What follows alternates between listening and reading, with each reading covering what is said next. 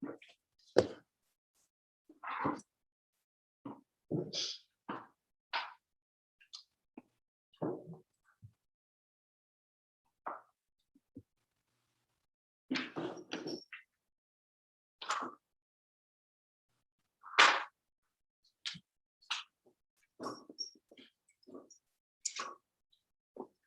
gonna wait another minute.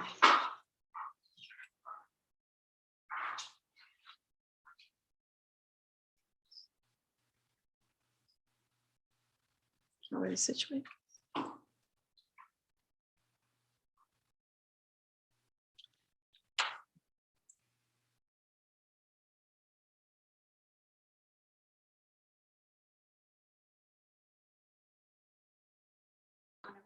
Okay.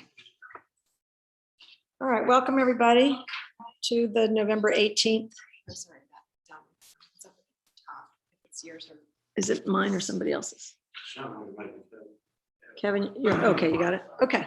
To our regular town board meeting on November 18th, Thursday night, and technical difficulties aside, we'll just plug right through this thing. But first, we'd like to start the meeting with a salute to the flag. If you can join me. Thank you. I pledge allegiance to the flag of the United States of America and to the republic which stands one nation under God, indivisible, with liberty and justice for all. Great. Okay. I gotta change that. Okay, so first order of business is to approve the minutes for October 21st, which the town clerk has already distributed. I'll make that motion. Great. Is there a second? Second. Thank you very much. All in favor of approving the minutes? Aye. Aye. Okay, thank you very much. We are passed. At this point, I'm going to give a town supervisors report. We have some interesting other things to get through tonight. So I hope I don't talk too fast, but I'm going to go through the most important thing. I guess the order of business for the town board tonight is to approve the 2022 budget. I'm going to go through that a little bit because we have some changes. I want to announce to everybody and then kind of give some of the highlights. But as far as financials go, through the month of October, the town, we're still moving along in a strong way. Our cash flow position is we're at 109% of goal, and we are at 90% of our expenses. So we're still underspending from an expense standpoint. Who? oh yeah. I'm not seeing anything here. Either. Yeah, I got the invite and I clicked on it. I'm waiting to be admitted to the room. I don't see it. Well, why don't you let her? I'm going to continue, and you and Andrea she can let you in. She'll work it out with I you. don't see anything on there. Yeah, just. Okay, we're going to keep going. You guys, she'll take care of you, I promise. So from a cash flow perspective, as I mentioned, we're at 109%. We're doing well. Our cash balances are still high. Cash balances confuse some people. They are not fund balance. They are cash balances. Our cash balances in the general fund are $3,867,437. Our cash balances in the highway fund are $444,006. And some of that is in reserves, and some of that obviously we have invested on behalf of them. From the budget perspective, that we had some changes since the last time that we met, and I wanted to, I sent the spreadsheet to the board, but I need to go through those. We had, when we went through, Danielle and I went through, our bookkeeper and I went through page by page and double checked all the numbers, and there was too much money in the fund for that we put aside for our health insurance, for the deductibles, which is the HRA. So we went back and double checked it, and there was extra money in there. So when we triple checked it, we took the money out of the HRA and we put it in a bunch of other places just where we thought we could use it. And then of course we have a little more money in our contingent fund, which is really helpful to us if something comes up during the middle of the year. We went the whole year of COVID without it, and it worked out fine, but it's always better to have a little bit of cushion somewhere. So that our contingent fund is back on. So The preliminary budget, we had $1,000 in the New York State Association of Towns annual meeting for expenses, and we bumped that up to $1,600 because we have additional people, newly elected people that need to get trained, and that's where everybody goes. So we're going to have more than we would have done in the last 2 years, so to speak. So that's now 1,600. The court clerk we moved that from about 12,000 to 16,000. We have to, and we also combined 2 court clerk salaries and combined it into one, which is where we got about 13, and then we bumped it up to 16. And that's really based on the fact that it's going to be it's difficult to find somebody. It's a part-time job, but it's an 8:30 to 1:30 job, but it's still hard. We have to go more with a market rate to try to get somebody to take it. And the justices are asking as many people as they can. So that's why that adjustment was made.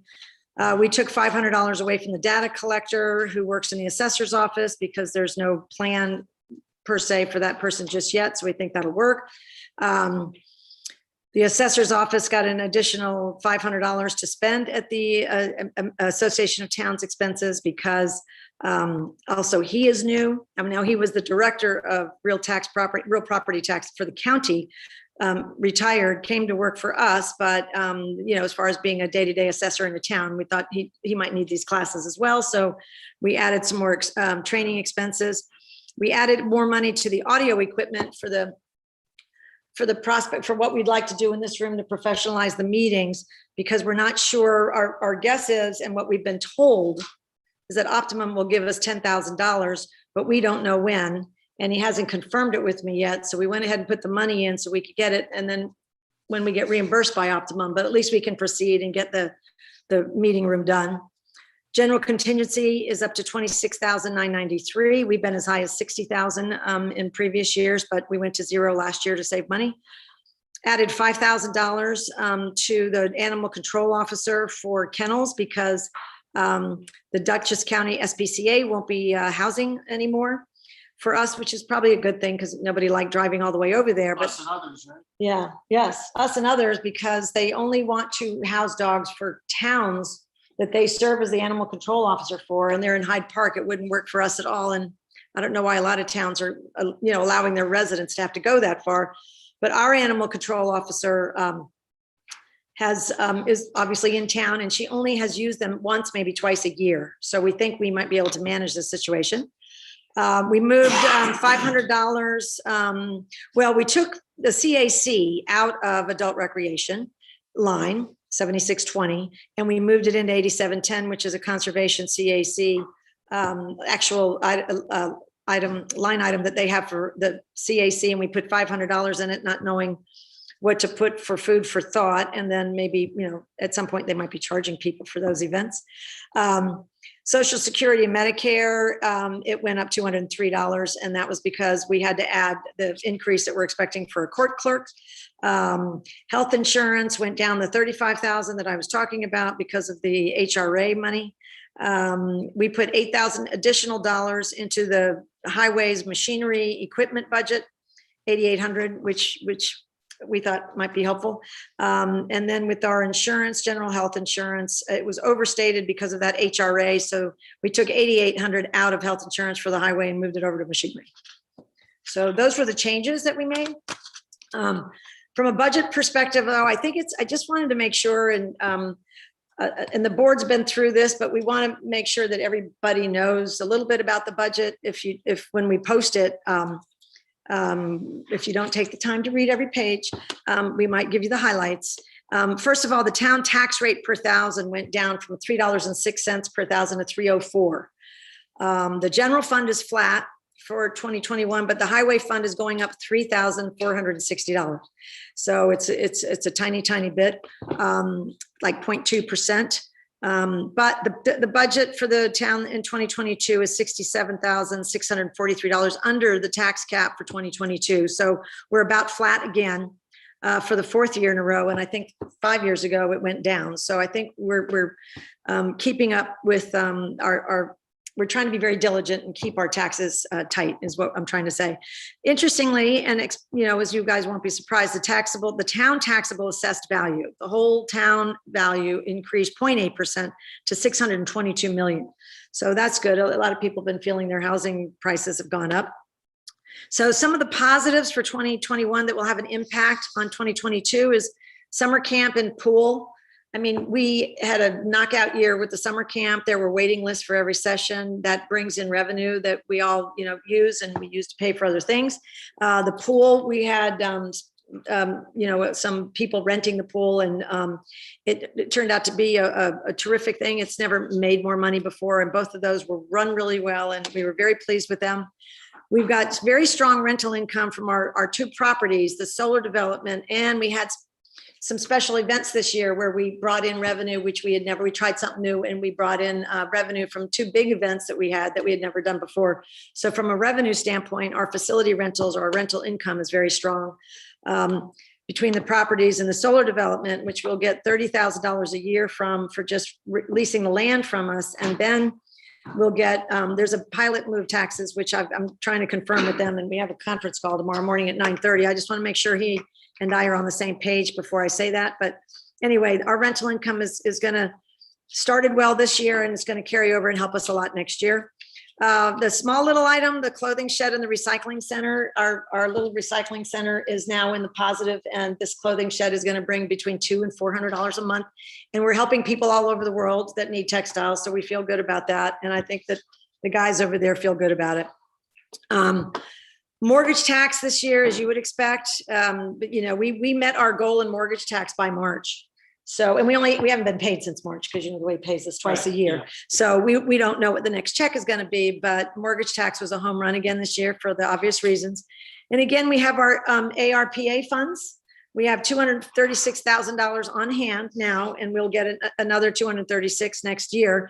And we have a potential refund from FEMA for Hurricane Ida, which is about $27,000 all for the highway department because of all the damage that was incurred.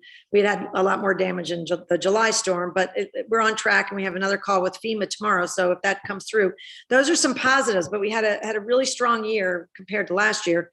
Other things that you should know, the health insurance premiums went up 4%, but the total cost of the town went down 7.4%. And that's just because of the plans people chose. Maybe they were less expensive. But actually, I thought we had fewer people, which is why it went down. Same number of people, but the choices were different, and maybe they were single instead of families. Whatever it is, the cost went down 7.4%. Year-round employees and elected officials, we gave wage increases 3% this year for everybody, which we've never done before. We kind of tried to take care of the employees first, and the elected officials since I've been here, I think the board has gotten a raise once, and now we gave everybody a raise this time to try to, we have an inflation problem coming up, and I think that'll help a little bit. Coming up, it's here. It's been here. Yeah, you're right. I'm trying to, you're right. Yes. It's over 5% already. So the building department, here's some more of our home runs. The building department fees and activity year to date are up 39%. So that's been a very busy department. Recycling center fees are up year to date 7%. I told you about the contingency fund is back, which is going to help us in case something, there's a shortfall in one department. Town revenues are projected to increase 11% in 2022. We had that big recreation department success, not only summer camp and pool, but all around. And so that contributes over $300,000 in revenue to the town, which is really important. Our interest income, because of the so-so economy, our interest income might start to come back. There's something positive for it's been, horrible for 2 years. And the budget includes meeting room, media, and town hall's phone system upgrades, both of which we really need to be more professional in here so people can hear us better at home. And also our telephone system is, sometimes it takes me all day to get a message that somebody left early in the morning, the red light doesn't come on, and we have no servicing for our telephones. So both of those things that are important upgrades to run the place better are in the budget fully for 2022. At the bottom of the budget notes, which you'll see when you get a copy of this, it'll be emailed and it'll be on the web. We list the projected capital spending. Now, these are things that we've talked about, but in January, my office is going to do a full capital plan so we can lay out all of our assets and the timeline, their life expectancies, and how we're going to pay for those when they die, that sort of thing. So that is going to be coming in January. But until then, there's a bunch of projected capital spending that between the dam and the roof for the senior center, trucks, highway garage windows, highway equipment garage, which we are going to end up paying for, even though the truss is broke. That's $148,424. And we've got digitizing the building department files on the wish list and some other miscellaneous smaller. That's 1.8 million right there. So we have a lot of things to talk about in January when we go through the capital plan. So all in all, though, the budget is very tight, and I think the only thing that people should be aware of, when you look at the summary page, and the highway, I mean, everything looks good. The highway only went up $3,400. The fire district went up 8.5%. And that was because they needed more ambulances, which of course I think we're all in favor of. If anything on this list is important, I would say that's probably the most important, is everybody's safety. But their individual, which they run on their own, and I'm sure they'd be happy to talk about it if anybody's interested, but that was entirely because of additional ambulance cover, which I think is great. So, well, I mean, not that it went up, but I did talk to Pauline today. Every other town is having big increases, so it's, It's countywide. yeah, it's definitely countywide. It's, I think Probably it's, statewide. yeah, and when you read, if you Google the issue, it's all across the country. There Yeah. just aren't enough paramedics, so. Anyway, so those are really our highlights. I didn't really have a lot of Did you correspondence. mention one more thing about the Yes, budget? yes, Very significant fact that less than, more than half of the revenue comes from non-property taxes. right. Well, that for the general fund, I would just, Yeah. so highway gets its own money, comes in, and then they spend it on everything. And the more, and Ed's gonna go through his 5-year plan. But I think you're right, because in the general fund, we bring in, the levy to the taxpayers is a little over $1 million. It's $1,072,966. And we bring in 1.3 million in revenue for all of our sources. So it's a good thing because we live off of, the town runs off of the general fund, because we excluding highway, and the revenues that we work really hard with our departments and everything to bring in is 1.3. So I think, our departments, they run well, and that's a big help. Yeah. So that's a good point, John. Thank you. Okay, so at this point, I think that's enough. I think everybody's going to be dying to read this when it comes into your house. I'll leave it up to you. Email questions if you have any. At this point, I'm going to go around for board member reports, and we can move on because we've got some interesting things to cover. Councilman Frazier, do you have any? I don't know. Councilman McGivney? No, Okay. Councilman Derland? I'm also good. Okay. Councilman Welsh? I was busy with election related stuff, so that was mostly my focus. Yeah, it's been very busy. Yeah. Okay, well, that's great. And My budget somewhat, but the budget, and we've got a lot going on. So to get ready for the budget's always tedious too. At this point, then, we would like to ask our highway superintendent to report and tell us whatever you'd like to share with us. Okay, so our 5-year plan, I guess, is our most important topic.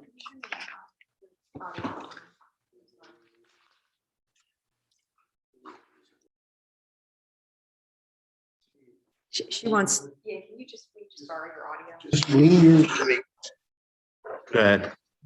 All right, so our 5-year plan, it's almost like winning the lottery.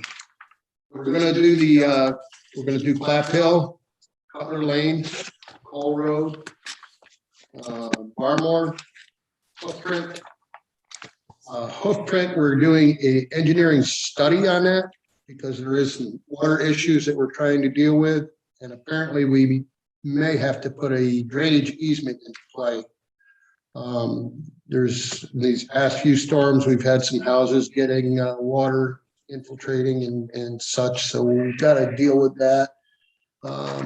Also, but not on this plan, I want to take a good look at Wisman Road. There's a problem there with drainage. So at the same time, when we're looking at Hoofprint, we're going to be looking at Wisman. If we can get Hoofprint engineered and sorted out, we would probably take on that project next year, 2022. Timor Park Road and parking area, that's also on the 2022 wish list. 2023, we have Tompkins, Burbank Village, from Route 82 to Duncan, Brush Hill Road, and Brush Hill is going to be more of a study than a repair.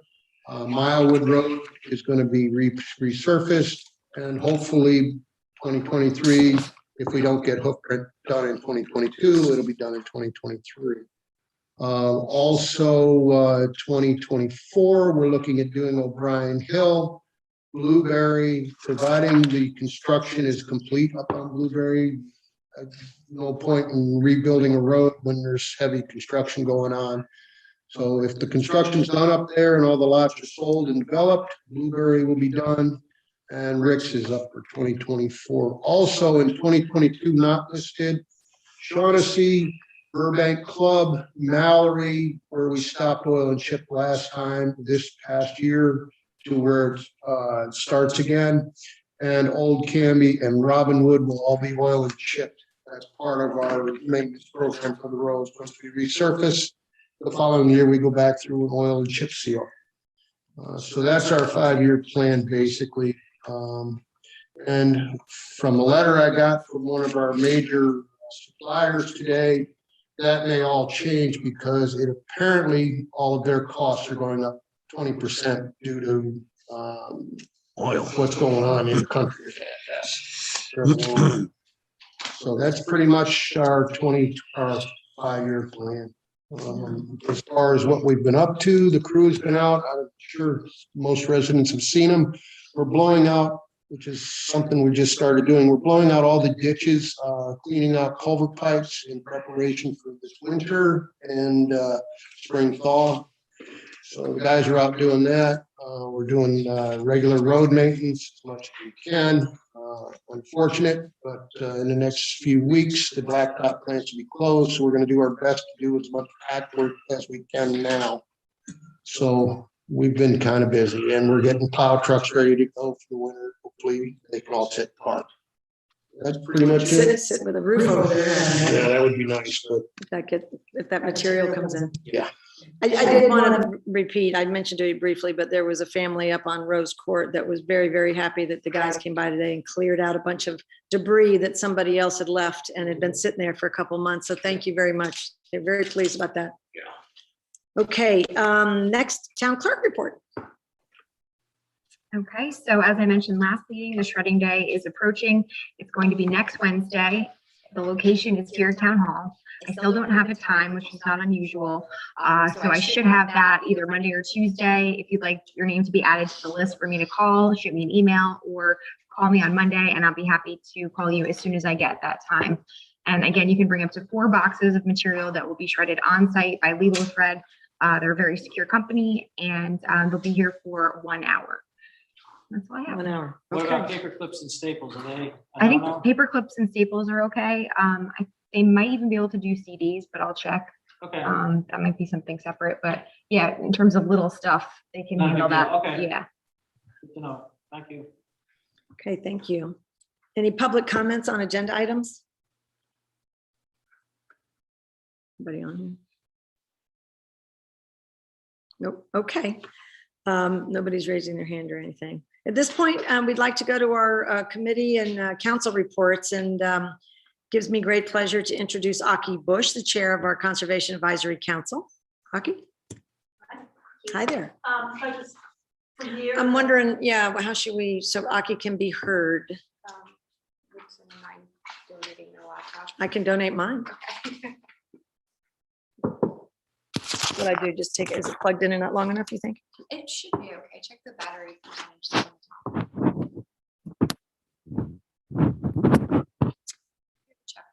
You're 94%. I'm good. Oh, good. You go, Aki. This is how we do hybrid. Your favorite. Do you want to pull a chair over here? And I don't know how to do it exactly, because we'll have microphones in that new year. Yeah, and then you'll be able to. Thank you. And then we can hold it for you if you want while you're talking. Okay, great. Thank you so much. Okay, so everyone here knows, right? You remember from a month ago that our natural resources inventory has been completed. And we are thrilled today to show you that some of the printed maps we've gotten. These maps, there are 19 of them, and the printouts will be available for town members to come and look at in the town hall. They're not all laminated, but I'm going to walk you through a couple of them. And I think all of us will agree that there's something about seeing an actual traditional printed map that, I don't know, just makes it real in a whole different way. Yeah. So anyway, so I'm just going to remind you, I know you all know this, but I'm just going to remind you what the goals of the NRI are: to cultivate the stewardship of resources, thanks Pat, to inform planning, design, and review of new development, and to provide a foundation for plans and policies to protect resources. So now that we have all these gorgeous maps, as I say, there are 19 of them, and they range from aerial to topography and elevation, steep slopes, wetlands, forested areas, land cover, and a whole bunch of other ones. And I know we obviously don't have time to go through all of them, but I would like to go through just a couple of them just to kind of show you, how they work. And I think if we do that, they'll sort of reflect the kind of the value of the whole program. So this map here, I'll just do about that. This map here is the large forests map. Pat's gonna help with. Great problem. Thanks, Pat. Okay, so large forests. Now, I know you all remember this from previous presentations. I probably don't need to remind you, but you'll remember that Unionvale is all but carbon neutral, right? Everyone knows that. And this is largely due to the forested areas in the town. Over 60% of Unionvale is deciduous forests. And when you throw in evergreen and mixed forests as well, it comes to almost 65%. So that's, that's pretty amazing. And forests provide numerous benefits: wildlife habitat, clean water, climate moderation. In general, larger forested areas provide higher quality habitat and greater benefits than small fragmented ones. So this map shows both the fragmented forest areas and larger core forests, or interior forest areas that are surrounded by at least 100-meter wide buffer. And these interior forest areas, they support a whole array of wildlife habitats, but especially for forest songbirds, which avoid nesting areas near human disturbance, human populations. Core forests that are at least 500 acres in size are more likely to provide suitable habitat to support a really diverse, diversity of interior forest species. So in Unionvale, the highest ranked forest patches are those associated, are the purple, right? The Clove Mountain and East Mountain, and then also up here, the Sprout Creek area, and then up here as well. The forest patch on the north side of Wingdale Road, which would be up here, is especially important. Yeah, this area, because it's part of a wildlife corridor between the Hudson Highlands down here, the Berkshires up here, and it's part of a wildlife corridor, which is, kind of amazing. So the fact that we can maintain this is to our credit and to our benefit. The landscape context section in the natural resources inventory has a much more detailed discussion of the kind of regional importance of these forests, but other important forest patches include, Clove Mountain and areas down here. Beyond fragmentation, the greatest threat to the forested land comes from overabundant deer, climate change, and the introduction of tree diseases and forest pests and other invasive species. But anyway, I just encourage you all to take time and look at these maps, because they just really spell out this kind of essential information. I just want to talk for a minute about another map. This is the Wetlands Map. Thank you. Okay, so wetlands are areas saturated by surface or groundwater sufficient to support distinctive vegetation. That's a definition. And there are a lot of these in Unionville, ranging from wet meadows, emerging marshes, forested and shrub swamps, vernal pools, floating and submerged vegetation, and open water. The major wetland complexes in Unionville are found in the kind of broad valleys of the town.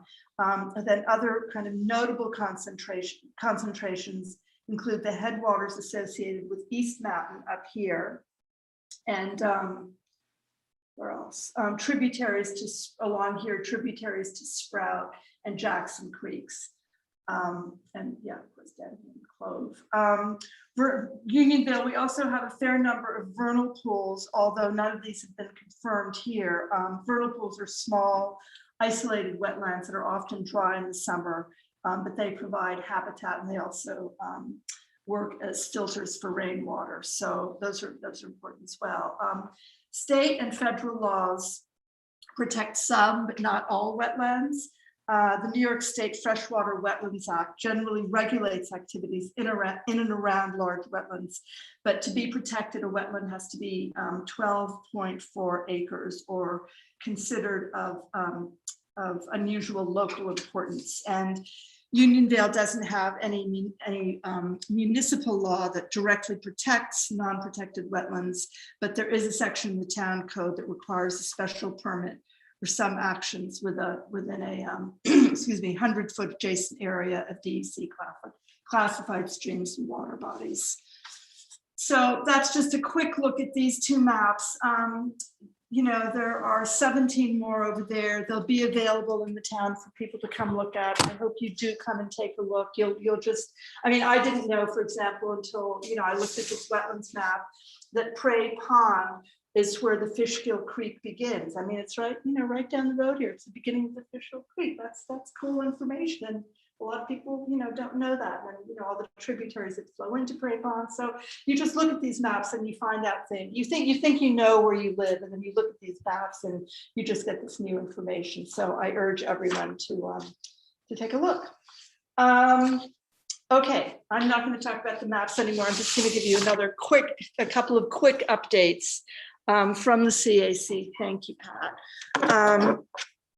Let's see. Yes, we have a CEC grant that I want to report on. We recently heard that Unionville qualifies for a $5,000 action grant. Get ready for the acronyms, through the Clean Energy Community Program. That would be the CEC. Which is a program from NYSERDA, that would be NYSERDA, the New York State Energy Research and Development Authority. And I think we can thank George Cole for this. He went to, I guess, enough training programs so that we qualified for this. And the CAC has been discussing different options for the use of these funds. And once we know which ones might be most likely to be accepted by NYSERDA, then we'll be making a recommendation to the town board for what might work. And then the second thing I wanted to report on is the Reforestation Project. I know you all know this, but the Reforestation Project that was initiated by the Girl Scouts last summer was a wild success. Over $800 was raised for the purchase of trees. And with the help of additional volunteers, I think some of them from 4-H and just local residents, over 100 trees were planted: sugar maples, tulip poplars, service berries, among others. And in many cases, these were 6-foot saplings. They were real trees. So you know about how well forested Unionville is. This is an effort to keep Unionville carbon neutral by replacing those trees that are lost to storms and to other damaged species, invasive species. Can I ask a quick question? Yeah. The ash borer, is that still around killing the ash trees? Or some of them are still around a lot, but most of them are dead. As far as I know, the ash borer is doing its stuff. It's doing its work. Yeah. It's really been devastating. We lost an awful lot of trees. We've lost a lot. I don't know if you remember, John, but it was, I think in only maybe 7 or 8 years ago that we had all those purple bags on the trees and Yes. which were, and that was when they had just crossed the Hudson River. That was 7 or 8 years ago. And now you've seen how many ash trees are dying. Yeah, there's still, ash borers still around and still doing their work. So, yeah. So again, you know, so which leads me to say what we'd like to do is, make sure that the reforestation program in Unionville is an annual program. And Lisa Martell, one of our committee members, has taken on the responsibility of overseeing the program, working with the scouts to make sure it continues every summer with the volunteers and with the full support of the highway. Thank you, Ed, and Parks Department, along with the support of Brian Skoralik at Dutchess County Soil and Water. We anticipate the continuing success of this program. Thank you. Thank you very much. Thanks to all your CAC associates. Pass it along. I'm sorry, I I missed just it. want to say something about Aki. Oh. I just want to say that without Aki, none of this would have been possible. And as a member of the CAC, I think it just has to be recognized that how much work Aki put into the NRI Yeah, and everything that went along with it. So I just want to Yes. say, as a member of the CAC, without Aki, I think we owe you Yeah. a hand. It was a huge project and we know that you drove that all the way home. And thank you It's enough. certainly a valuable, wonderful resource. There's a whole pile of them back I there. see that, Make yeah. sure you take a look. And the most Definitely. wonderful thing about it is that the town, this was a grant. The whole thing was paid for by a grant and all your hard work. And there are others that helped, but you were the lead. And yeah, there was, but you know, you definitely drove it and we appreciate it. And I think the entire bill to the town for a year's worth, is it over a year's worth of work? It's over a year. I think the bill to the town was $236 we had to pay for 9 maps and Cornell's paying for the other 10. So thank you for everything. Appreciate it. Okay, next up, we have our departmental reports. So we have recreation first. Would somebody like to read recreation? Says ASP TGTT recreation events. Board member Okay. volunteering. Thank you, John. Yes. Okay. 11/16/21, our TGTT and ASP programs have been busy lately. We attended Vale Farm's first annual trunk, it says trunk, but I guess is it trunk or treat or trick or treat event at the end of October. Trunk or treat. And had an opportunity to pass out flyers, meet new families, and catch up with some of our summer camp families. We hosted our own after-school Halloween party, which had a great turnout and was a big hit with the kids. Attendance at our Halloween movie night was affected by cold weather and forecasted rain, but several families still came out to enjoy Finelli's food truck. It's the Great Pumpkin, Charlie Brown, and the Addams family will receive positive feedback from families. We're very thankful that we still had the event despite the weather.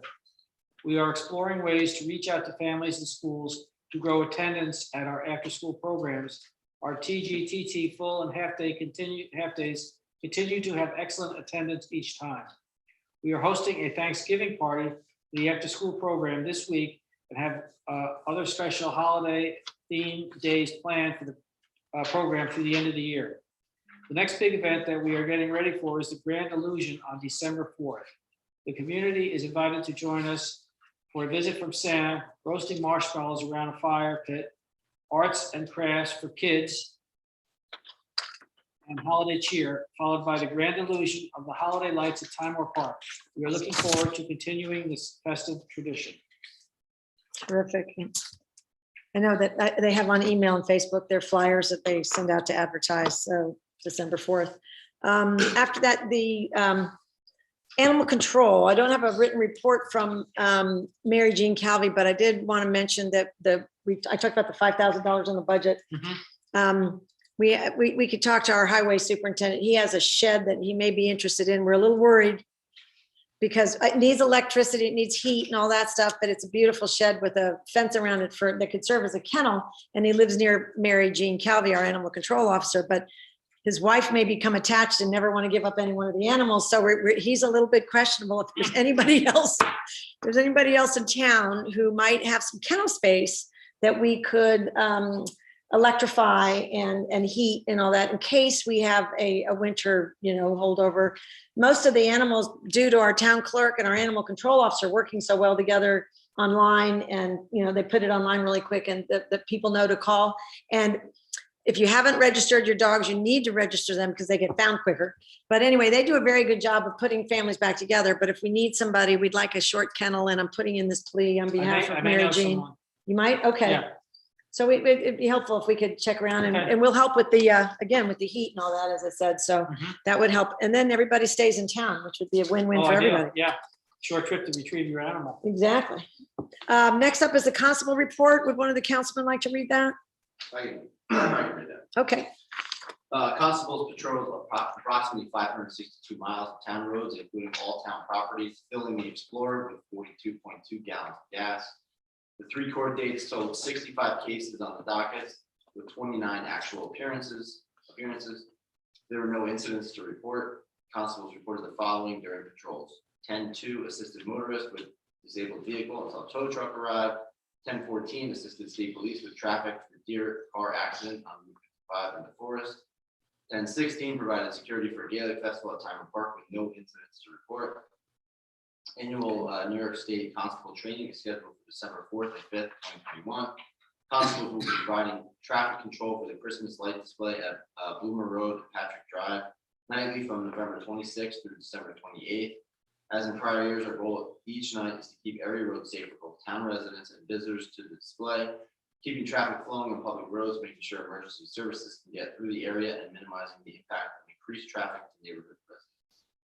Great. Thank you very much. George Treadwell is our head constable, and he's teaching a class tonight, or he was planning on coming, but he's training. As far as old business goes, one of the things that we're still working on is the annexation of the parcels in Timor Park. I just wanted everybody to know, and John's been working on that steadily with me, but the last brief went in that was put together by the both sides' respective attorneys, and that went in. And then the way annexation works, I think it's fascinating that there is a process like this, because I think it's important. But anyway, there's 3 referees that are all judges, retired judges or current judges. They read over everything, the voluminous, there's like 800 or 900 pages of material. And they read over everything and then make a recommendation. They could ask for a trial. They could ask for more information. They could ask for whatever they want, but at some point it goes to the appellate division. And since it's been 1.5 years and we've never heard anything about the cell tower, we won the Article 78 when Beekman had sued us about the cell tower that we had asked to put up in the corner of Timor. We won that case, and then they immediately appealed it. It's been over 1.5 years and we've heard nothing. So I don't expect we'll be hearing about the annexation anytime soon, but we wanted you to know all the paperwork's been done and it's in, and we'll see what happens. Okay, I'll just let the court system take its course. As far as new business, I reviewed with you at the beginning during the supervisors report, the changes to the preliminary budget, which we do every time we tweak it after we've visited and had a public hearing. Next up is to talk to the town board. Now, we've had a couple of sessions. We've actually had this conversation twice with some drawings in the middle of the room. Remember, we talked about shared driveways. So basically, the potential revisions, some of the things that we discussed in both of those conversations were, and every board member I thought was unanimous about this, that we have to make sure they're up to town standards. We should make sure that every road, in other words, they can't put in a private road because it's subpar. It should be up to town standards. It should have the ability to permit emergency vehicles to turn around, things like that. So basically, I think what's happening is that our lawyer is advising us that to address the shared driveway and these provisions that we may want to put in, we have to have this discussion and then put it in the town code. So starting in January, they're already starting to look at every place in the town code. We have no maximum currently on shared driveways, which is very unusual. Every other town seems to have 2 or 3 or whatever their number Yeah, is. surprising. I didn't realize. Yeah, so that's maybe a deficiency in ours. So we're going to start addressing this in January, or as soon as they finish collecting the information, and then we'll move forward. We'll have the discussion again and go from there. Next up, as far as new business is, I wanted to mention to the town board and get a reaction about changing the board meeting night from Thursdays to Wednesdays. for 2022. Same time, the time doesn't really matter. And I think we're all very easygoing and we don't care one way or the other, but the only business reason to do it is because if we meet on Wednesdays, town hall is open on Thursdays, so we can get all the checks out on Thursdays. Right now, we have a late meeting on Thursday night, town hall's closed on Friday. You know, the checks don't get, you know, printed and signed and all that until the following week, and it's just a much longer gap. So it would be ideal, unless it conflicts with, I don't think it conflicts, planning boards on Thursdays, zoning boards on Tuesdays. The court is on Wednesdays, but it's always in the back and it's never been that much. So I think it's something that might be a vibe. It might help us. I just think it'll help us get the checks out more often. It's a really, that's the main reason is just, So it would be the first and third Wednesdays of the month. yeah, be the same weeks. So first and third Wednesday, 7:30 PM. Okay. If we have public hearings, we tend to have them at 7 and then start the meeting as soon as the hearing's over. So those patterns would stay the same. So I don't see I mean, I think we can vote on it Vote now because if we're you gonna want. put it on we're gonna have to put it in the reorg meeting. So I guess, yeah, why don't I make a motion that we switch the meeting nights from Thursdays at 7:30 to Wednesdays at 7:30 for the year 2022 for efficiency, higher level of efficiency. Is there a second? I can second that. Okay, all in favor? Aye. Aye. Aye. Any opposed? Nope. Okay. All right. Well, that passes and we'll move to Wednesdays then. That'll I think that'll help a lot with the bookkeeping. Thank you very much. Now we're at resolutions and motions. We have three important resolutions tonight. So how about should our former planning board chair read resolution 34? You got it. Thank you, sir. Town of Unionville. Thank you.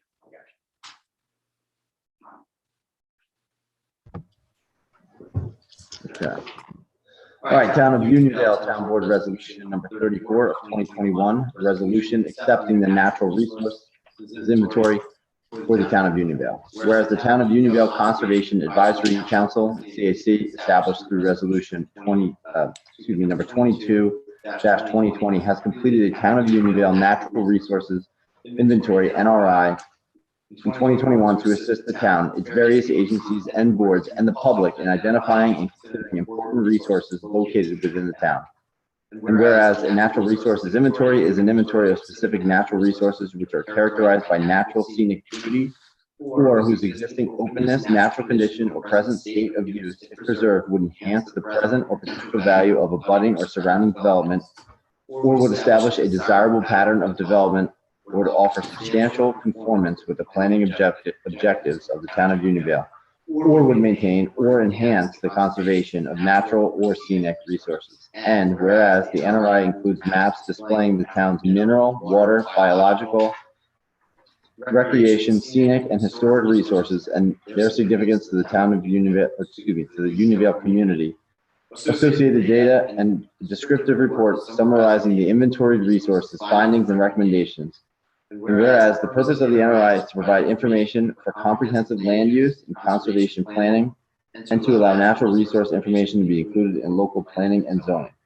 And whereas the NRI can inform a comprehensive plan update to designate critical environmental areas, develop and implement a municipal open space plan, amend existing zoning and subdivision regulations, evaluate the effects of proposed land use and zoning changes, inform environmental review of development proposals, and document current conditions so changes over time can be assessed.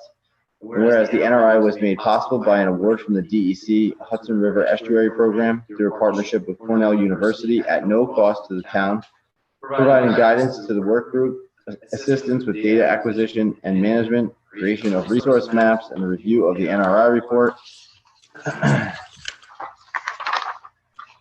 And whereas the CAC and the Town of Unionville project volunteers, Kiko Bush, Conservation Advisory Council, Lisa Martell, Conservation Advisory Council, Jen Rubo, Climate Smart Communities Coordinator, Pat Carlemi, Planning Board, Betsy Moss, Town Supervisor, Rachel Von Wetberg, Conservation Advisory Council, Christopher Peterson, Education Manager, Jennifer O'Donnell, Town Planner, participated in monthly meetings, reviewed and guided revision of the resource maps, conducted public outreach, and edited the NRI report after it was written by Aki Bush.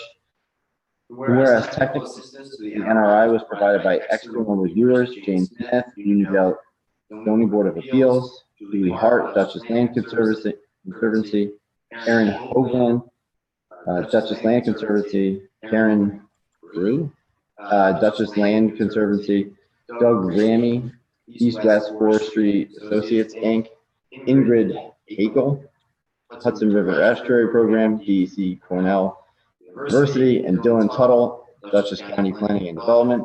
Whereas the NRI maps were created by mapper Sean Carroll, Junior GIS Environmental Educator, Cornell Cooperative Extension, Dutchess County. Report coordinator was Nate Nardi Cyrus, Hudson River Estuary Program, and DEC Cornell University. Whereas the NRI is posted in its entirety on the town's website for access to the public, access by the public. Whereas the NRI data files belong to the town of Unionville and can therefore be updated as necessary in the future. Whereas the acceptance and approval of the NRI is a type 2 action under the New Jersey Environmental Quality Review Act pursuant to number 6 NYCRR 617.5 C18, for which no further action is under seeker is required. Now therefore be it resolved that the town board of the town of Unionville accepts and approves the town of Unionville Natural Resources Inventory 2021, created by the town CAC Inclusive Work Group as an inventory of data collection identifying important community resources within the town of Unionville. And be it further resolved that the acceptance and approval of the NRI and any recommendations regarding municipal actions which may be taken as provided therein shall in no way be deemed binding upon the town's various boards or agencies with regard to present or future actions at this time.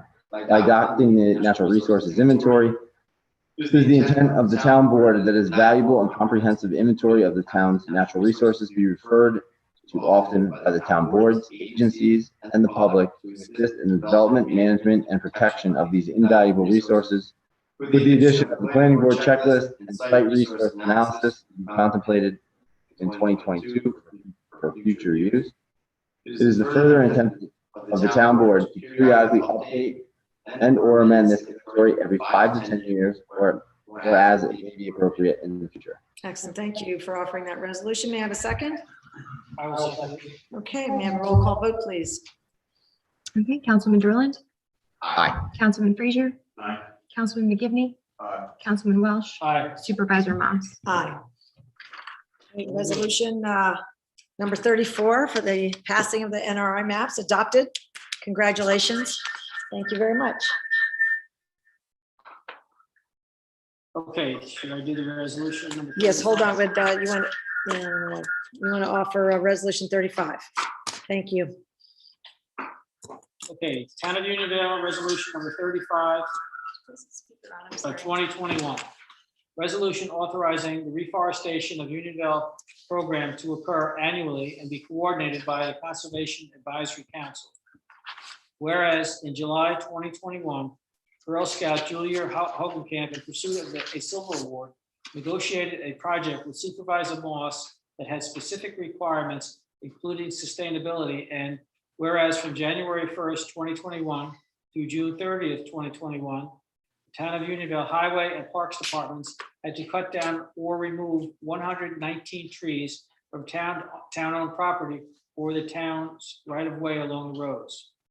And whereas on Saturday, September 18th, 2021, Julia Hogenkamp, in partnership with the Unionville Parks Department, generous Unionville resident donors, and Executive Director of the Dutchess County Soil and Water Conservation District, Brian Swarler, mobilized multiple Girl Scout and Brownie troops to plant 119 trees in both Timor and Godfrey Parks, respectively. And whereas this reforestation of Unionville program, dubbed Trees for Timor, was deemed a huge success as judged by all participants: Unionville Park staff, Unionville Park enthusiasts, and the Unionville Town Board. Now therefore be it resolved that the Town of Unionville Town Board does hereby declare that the reforestation of Unionville program shall continue, and that the Highway and Parks Departments will maintain records so as to report an accurate count of trees the town removes on an ongoing basis due to death, disease, safety, or planning concerns. And be it further resolved that the Trees for Time War program shall become an annual program funded by private donations and potential grants from Dutchess County Soil and Water Conservation District. It will be overseen and coordinated by the Conservation Advisory Council, CAC, and implemented by Girl Scout and Brownie Troop volunteers from throughout the community in recognition of the fact that forests are vital to life on Earth and that the major contributor to the beauty of Unionville, parks, and open spaces. Thank you for offering that resolution. Is there a second? Second, thank you. May we have a roll call vote, please? Councilman Derland. Aye. Councilman Frazier. Aye. Councilman McGivney. Councilman Welsh. Aye. Supervisor Moss.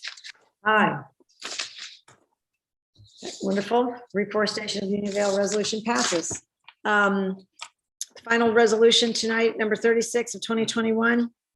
Anybody like to read that? If not, I'll read it. All right. I'm sure the budget director will let you read. Okay, that's right, fitting. Resolution to adopt the 2022 town budget for general, highway, and special districts. Whereas the preliminary budget for the year 2022 has been duly prepared by the supervisor and town board, and a duly publicized public hearing was held on the 4th day of November 2021 at 7:00 p.m. And whereas at which time all persons desiring to be heard were heard, now therefore be it resolved that pursuant to section 109 of the town law of the state of New York, the town board of the town of Unionville hereby adopts the preliminary budget as amended, altered, and revised as the budget for the town of Unionville for the year 2022. May I have a second? I'll second. Roll call vote, please. Councilman Derland. Aye. Councilman Frazier. Aye. Councilman McGivney. Councilman Welsh. Aye. Supervisor Moss. Aye. Okay, thank you. Thank you. That budget, and it may be the night to pass the budget, but it was really the night for the CAC. Everything big happened for the CAC tonight, and we appreciate it. It's really exciting. Your those hard programs. work paid off nicely. Yeah. No, they're not all here, but we'll thank them when we see them. Thank you. Okay, next up on our agenda is to approve. We don't have any budget adjustments. There are very few. I can tell you that we're going to have those lined up like we did last year in the month of September. I mean, sorry, in the month of December. December? Yeah, no, we'll do it next year. It has, I mean, next month, sorry, next month. So we have to have it in this budget year, but there aren't that many. We're going to be recommending some payments into the reserve account for highway. Talk about kind of a truck transfer some people are interested in, stuff like that, but that'll all come up next month. But right now, I guess I'd like a motion so to authorize payment of the bills. So moved. Is there a second? Second. All right, all in favor of paying the bills? Aye. Say aye, great. Is there anybody that would like to make a public comment on town issues? Would you come on up? Do you mind talking in this? Let me bring it over. Oh, get somebody here. You want to sit down? Sure. There you go. Just identify yourself and tell us what street you live on. And My name is Charles Nivens. I live on 136 Bloomer Road. My issue or concern is we've had quite a bit of noise issues over near that area. I made the formal complaint through the town, did the paperwork, followed up, but there's really nothing that came of it. And I spoke with, I believe it was the building inspector that I dealt with. And in your town code, there is a noise ordinance. I think it starts technically at 8 p.m., but between set hours of 7 a.m. and 8 p.m., there's also a decibel level that somebody can't overgo. I do shift work, so I sleep during the day, which makes this difficult sometimes. When speaking with him, he said that there is no decibel meter, to use to measure, if somebody's actually going over that. Construction noise, I understand that's allowable, things like that. But when it comes to blasting music, where I can hear it in my house, windows closed, my TV on, I hear the music. this is during the day? Yes, all times, all different, 7 days a week. I've just had there's been nothing to address this, fix this. There was other complaints. a so-called person had a abundance of trash on their property. You cannot see their house or the trash from the road as they live off the road quite a bit. But my property line, I see it. But I was told that since they can't, they asked for permission to go on their property, they were denied. So they can't do anything about it, I was told. That I can put aside. The noise is kind of why I'm here tonight. I was told, like I said, Where the noise is coming from? yes, I know exactly where it's coming from. I can give the address, I can do whatever needs to be done. I was just curious, if it's in the town code, why do we not have a way to enforce that? I'll have to talk to Mr. Cole. He won't be back until Tuesday. Okay, So after the meeting's over, if you'd stay and give me your information. we can Absolutely. call you. But I have heard that before, and I remember this came up once before, that machine that they use, the decibel reader, I'm not familiar with it. But that none of them are either accurate, they don't have them. I know we don't have them. okay. So it's an interesting thing that it's in the code as the measurement. Yeah, I don't know where to draw the line. What can I do? I'm a quiet person. My wife is a quiet person. We really don't make any noise. She works all day. I work, all night. It's difficult. And I've tried going up to this house. Have you said something? The individual decided to holster a weapon. So I left, and yes, it's not a peaceful thing.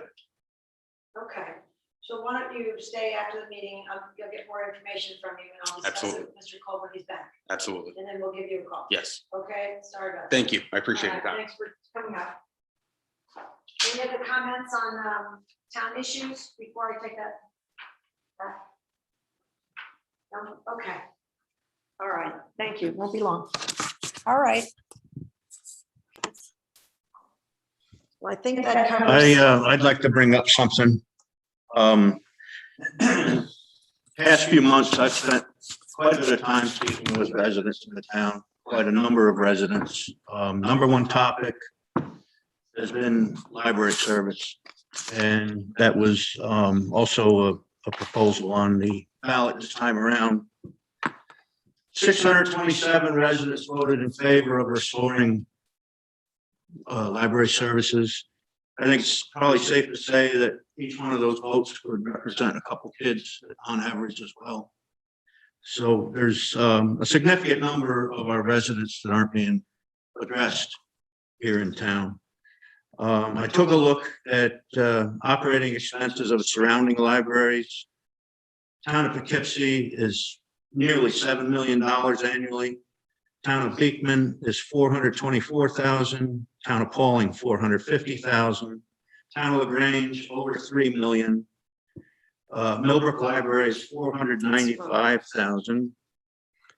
And Pleasant Valley Library is $510,000. We have been asked to submit a payment of just about $78,000, which is significantly lower than these operating expenses of the surrounding towns. I've also learned that the subscription service that we've been providing is just not working for our residents. They aren't able to log in. The person that we had administering it is no longer with the town, and it's not working for them. So in light of all this information here, I am submitting as a motion that we submit a one-time payment to Beekman, Millbrook and LaGrange libraries, or not LaGrange, Beekman, Millbrook, and it is LaGrange, okay. LaGrange libraries of $77,935 to get our residents back into the library system. And I propose that that be paid out of our fund balance. And I suggest we table that motion, and it will be tabled because we are not prepared to have that discussion now. We can have that some other things. discussion. No, we're going to table it. can. No. We don't, well, it tabled at the board's recommendation. I think You it's don't have very- the authority listen, to table. I do have the authority. to- No, you don't. Sure. The town board has to do that. And you know what? I find it very strange that for your entire career, you have been completely My eyes were 180%. opened during this campaign period. And if you had been listening to the residents rather than telling them how to vote, you may have learned the same thing. Now, Mr. Frazier, I understand there is a marriage called convenience when one is trying to get reelected, but you No, have it's not never, convenience. ever felt that way You know before. what? You can you say just what you'd go like on to with say the now, stuff that you have to say there. but And it's it's, all ridiculous. it's the antithesis of what you have said every time a library discussion has come up. So I And understand. like I said, We in have- speaking with the residents, my eyes have been open. I'm sorry that you You've fed us haven't been bad speaking. information along the way here. We've all been speaking to them for the last 5 years. I'm sorry that it just took you this last campaign to start speaking to the residents. But we've been listening to them. And the majority of our residents have said that they would love to pay for usage. And we have offered the libraries, anybody that uses the libraries, we would love to pay them for. We would love to pay them at whatever rate their people are paying. That's where it stands. And that's where the majority of our residents feel comfortable. So for you to bring this up now, when you know it's not appropriate, That is certainly appropriate. I can bring up anything I wish at a town board meeting as a have council. you done your work for the last 4 years, maybe you would have a different opinion. Maybe you would have Okay, had it so now 4 I years haven't ago. done anything in the last 4 Well, years. that may be true. That Okay. is true. But Yeah, all right. to just open up It your is true that I've eyes. done absolutely nothing sitting here at the town board meetings for the past 4 years. Well, you That's, have, that's, you thanks have a been bunch. sitting Thanks a here. I bunch. grant you that. But the library has been a discussion since 2010. right. And you have never once changed your mind. I have though, like I said, in speaking with residents. I'm glad you on a finally direct spoke to them. basis, A number of Okay. residents. Well, Yeah. we've all been talking to them for a lot But longer, you maybe. do not have the authority to table this. It has to be brought to the town, a vote by the town board. No, it doesn't. It does. No, it doesn't. You don't have the authority to table a motion. I'm not gonna vote on it. Well, Nobody's that's gonna vote. fine, but the rest, there's a motion on the floor. Okay, there's a motion on the floor. I'll second it. All in favor? Roll call. No, it's a motion. Roll call vote. I can request a roll call vote Oh, boy. anytime I like. Boy, it can't come soon enough. Okay. Okay, roll call vote. Councilman Derland. Councilman Frazier. Yes. Councilman McGivney. Councilman Welsh. Nay. Supervisor Moss. Absolutely nay. That motion fails. The voters have spoken. We will take this issue up in January with a lot of community discussions. And you can come or not come, but it will be a very involved discussion at that point. The table, I mean, the deal to the library still is out there and it's open. Anybody that uses your library, we'd like to pay you for. That's been an ongoing thing. But when 2/3 don't, and some people don't feel that way, and since it failed at the ballot box, I think it's something worth having a conversation about, and it's worth teeing it up properly. So with that, I'm sorry for the ending on a negative note, but thank you all for coming. Thank you for being here. We'll talk in just a minute, and that is the end of the meeting. Motion to adjourn. Second, all in favor? We're done. Thank you all. Thanks for being here.